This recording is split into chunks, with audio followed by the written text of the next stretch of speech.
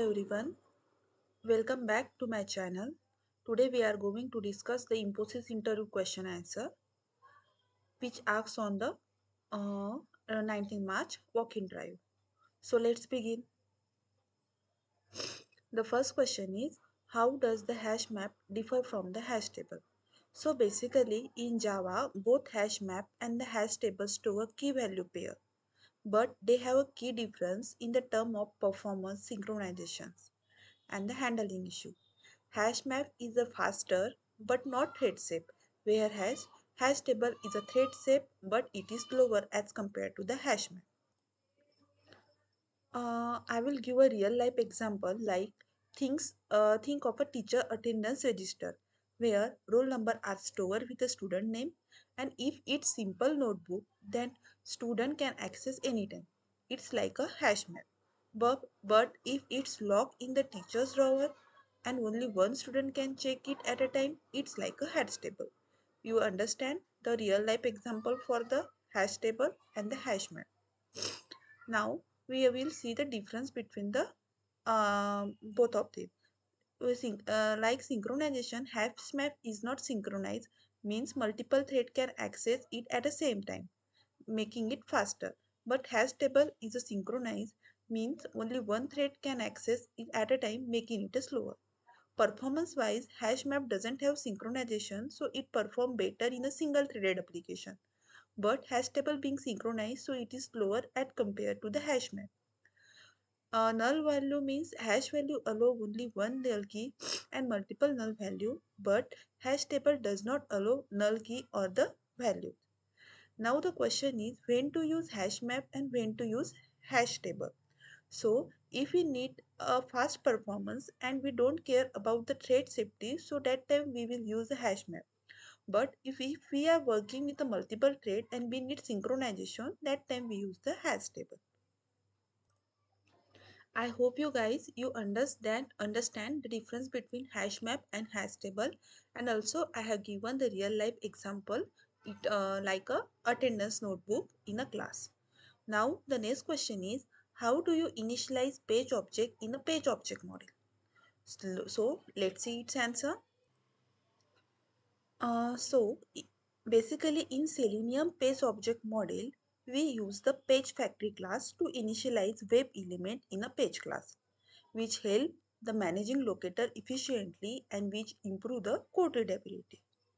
So we use the page factory class to initialize the page object in a page object model. Page factory dot in its element means in a page factory there is a page factory dot in its elements we use to initialize the web element. So in this example you can see we use page factory dot in its element means here is a page factory is a class and in its element is a method of this class. So we use this in the constructor of the page class to initialize the element. So in this way we initialize the element in the page object model. Like first we locate the element with the help of @find by. Then we in the constructor we use this line like page factory dot init element.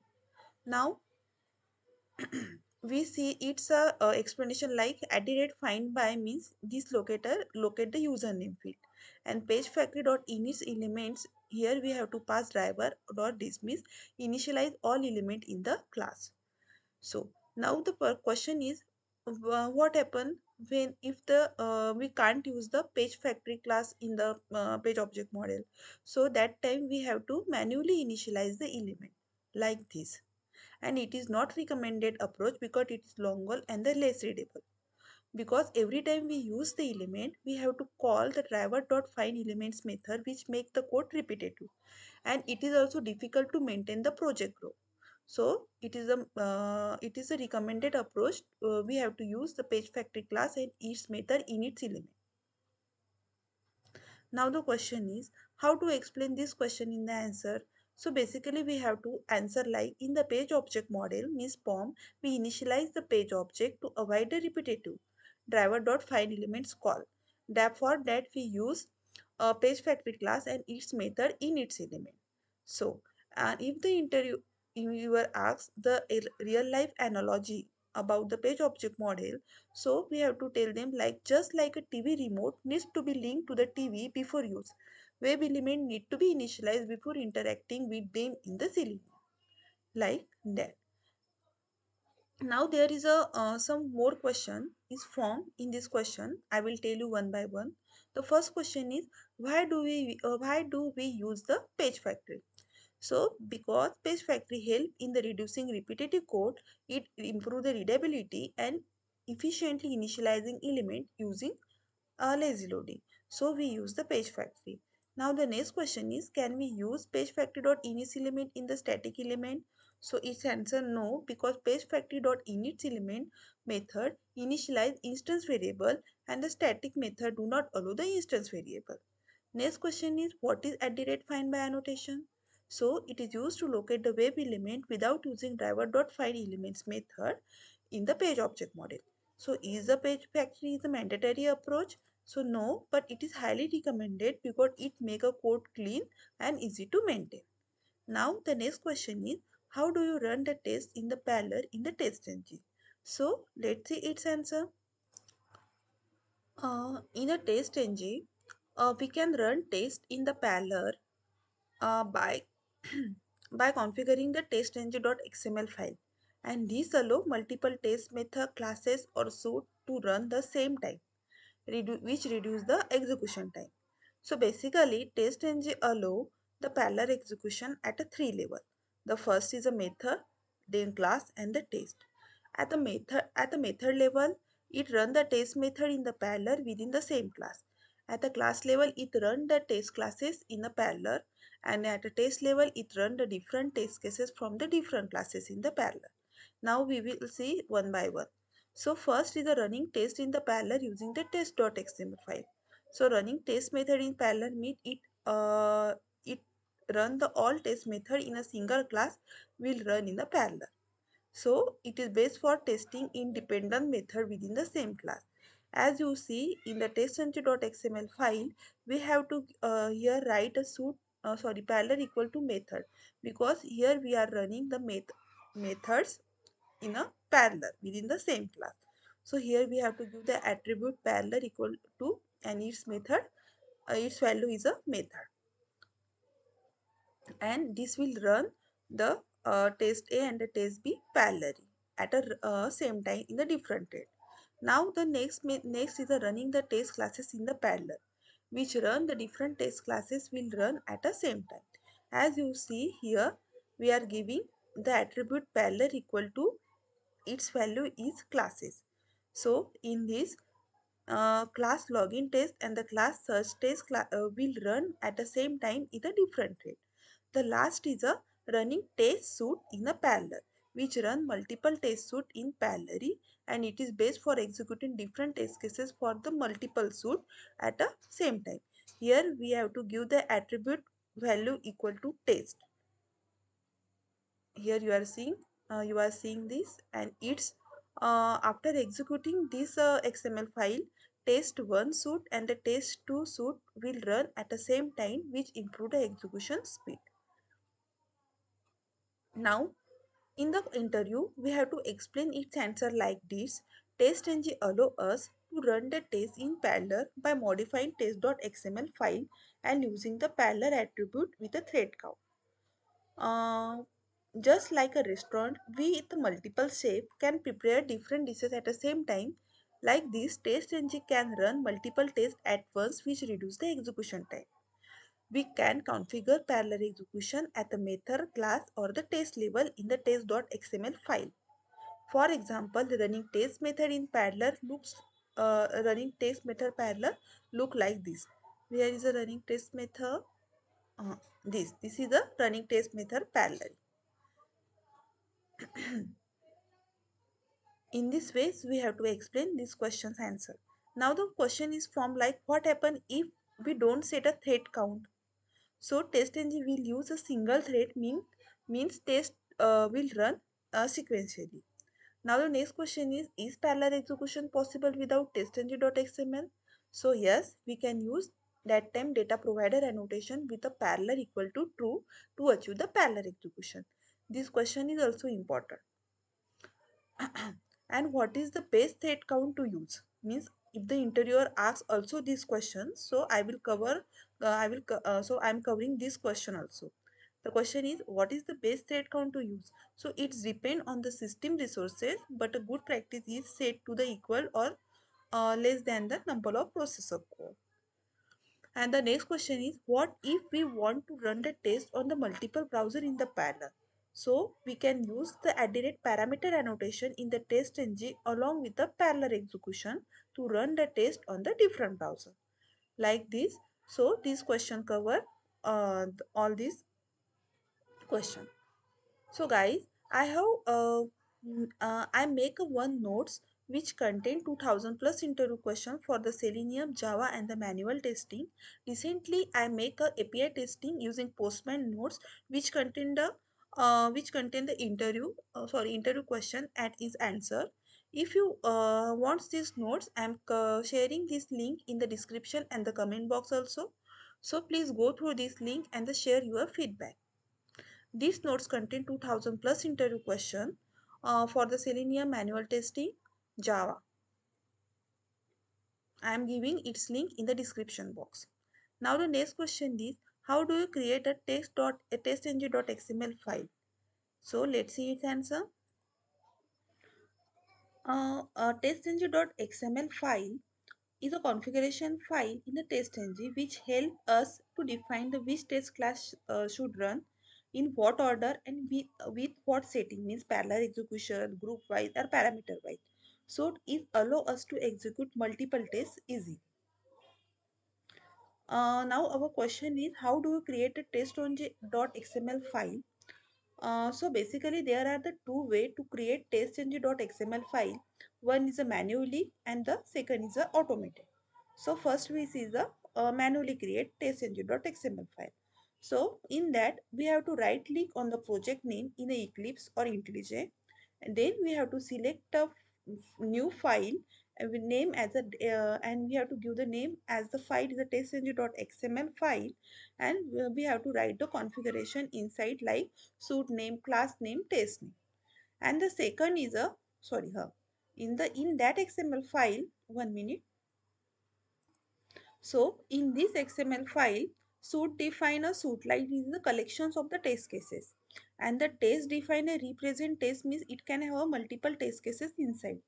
Classes means it specify the classes that contain the test method, and the class name is it point to the specific test class that should be executed. Now the second way is a automatically generated test.xml file in a Eclipse. For that we have to right click on the project name, then we have to click on the test.ng and convert it to the test.ng. Then automatically test.ng.xml file will be automatically generated in your project, and we can modify this file as we need. And this file structure is also same like this. I hope you guys you understand this question. Now moving to the next question. The next question is what are the OOPS concept and how are they used in the Selenium? So OOPS means object oriented programming. It is an approach which organizes code using the object. It helps in code reusability, modularity and the easy maintenance. So in Java, OOPS concept help us to write a clean structure and reusable code. So basically there are the four main principles like encapsulation, abstraction and inheritance and the polymorphism. Encapsulation means when we take a medicine, we don't see the individual chemical inside the capsule. The capsule hides the different ingredient but provide the required treatment. In the programming language, encapsulation means hiding the data that is variable and providing the control access through the method like a getter and the setter method. Now the question is how the encapsulation is used in the Selenium. So in the page object model, follow a encapsulation to hide the locator and expose only the meaningful method. Like that, when we use uh, private access modifier with a find by elements like private by username like by.id, private by password by.id means we locating the element, and here we are using the private access modifier. So here we hide the locator and only expose the required action for the pages. Now the second is the abstraction. So abstraction means we drive a car using steering wheel, accelerator and brake. We don't need to know how the engine work, how the gear work internally. Also, these abstraction hide the complex implementation detail and only expose the necessary functionality, which achieve using abstraction class and the interface. In the Selenium, when we use the WebDriver interface in Selenium, it is a perfect example of the abstraction because we use the WebDriver to perform the actions like click, send keys, but we don't see how the Selenium interact with the browser. So by this we are achieving the abstraction. Now the next is the inheritance. Inheritance means the child inherit the character like eye color, height from the parents, and the child can reuse this without redefining them.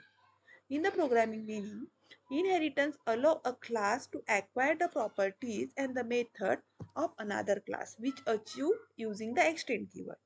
In Selenium, when we create the base classes in the framework, we create the base test class with a common method, and all test classes inherit from the this base class. Inheritance benefits means it avoids the code duplications. Then the last concept is a polymorphism. Polymorphism means same action but different behavior. The same person can be a father at home, can be an employee at work, and can be a customer at a shop. So one person has a multiple behavior. In the programming language, polymorphism allow the same method to have a different behavior, which achieved through method overloading and the method overriding. In the Selenium, we use the method overriding, means when we use a different browser driver like Chrome driver, Firefox browser, which override the WebDriver method. Overloading means same method, different parameter. So when we uh, best way.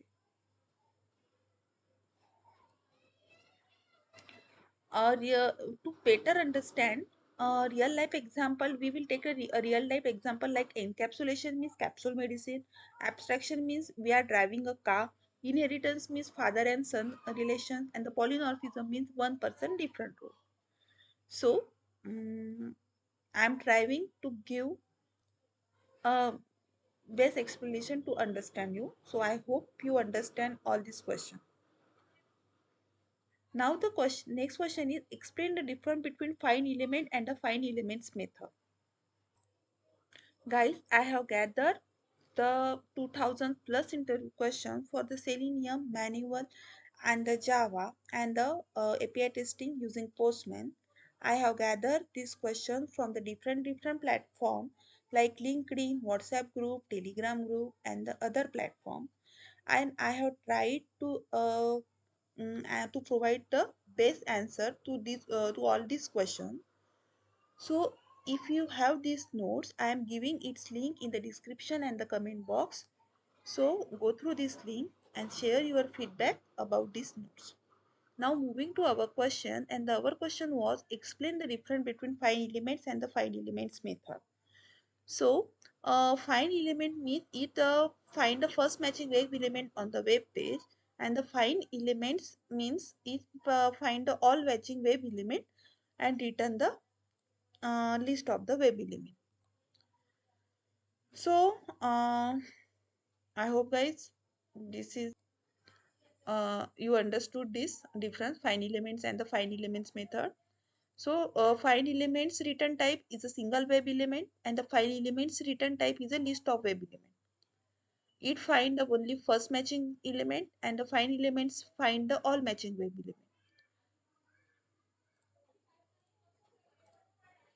element. Find elements means in the find elements, if the element is not found, then it will throw the no such element exception. But if the in the find elements method, if the element is not found, so it return the empty list. Now question is when we use the find elements and the when we use the find elements method. So when we have to find only one element, that time we use the find elements method. And but when we have to find the list of multiple element, that time we use the find elements method. So in this way we have to explain this question in the interview. Now moving to the next question. So how you handle the frame, alert and pop-up in Selenium? First we will see its definition, like what is frame, what is alert and what is pop-up. So basically frame means a page inside another web page, means a frame or iframe, like embedded YouTube video inside the website. What is alert? Alert means a small pop-up message which occur when we open some web page. Like, are you sure what do I delete? Like this. And the pop-up means a new browser window, like advertisement pop-up. Now the question is, how do you handle frame? How do you handle alert? And how do you handle the pop? So first we will see how do you handle the frame. So we handle the frame by three ways: by using index, by using name, or by using web element. Means in the when we write the syntax like driver dot switch to frame, here we have to pass the parameter like frame by index, frame index, web element, or the name, like this. Now the question is how to handle the alert. So we can handle the alert by three ways. We can handle the alert like there are three types of alert. First, the simple alert means only one OK button present in the alert. Confirmation alert, there are the two buttons present in the alert like OK and the cancel. And the prompt alert means we have to give the text input and there are the two buttons present on the alert, like this. So to handle the alert, we have to use the driver dot switch to dot alert method.